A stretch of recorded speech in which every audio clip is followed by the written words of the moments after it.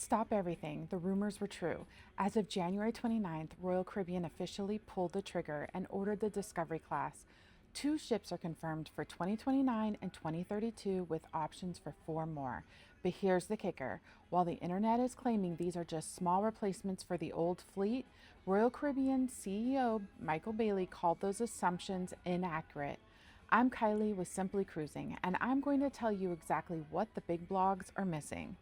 The internet thinks these are 70,000-ton ships meant to replace the Vision class. They aren't. Royal Caribbean has returned to the legendary yard in France that built the Oasis of the Seas and the Celebrity Edge series. My prediction, we aren't looking at small ships anymore. We are looking at right-size ships.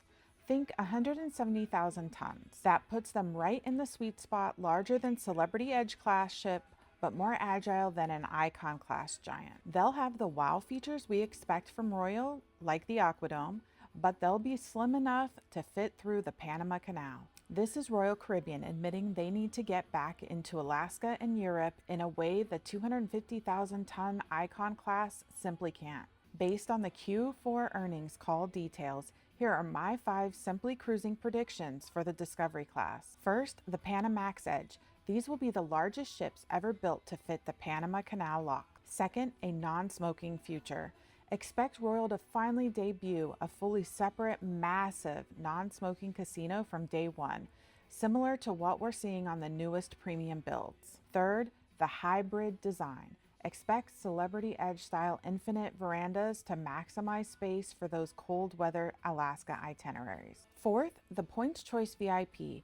Discovery will likely debut a new tier of suites-only neighborhoods specifically for the top 1% of the loyalty program. And fifth, the Tech Leap. No more cruise cards. These ships will be built from the hull up for 100% frictionless biometric travel.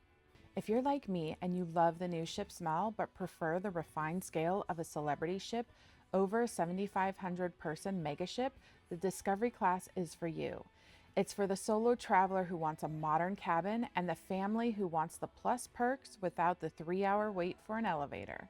Royal Caribbean is finally building a ship for the destination, not just the floating mall experience. The promotional campaign starts later this year, but you heard the strategic breakdown here first. I'm staying on top of every deck plan leak, so if you want to know which cabin to book the second these go on sale, you need to be subscribed to Simply Cruising.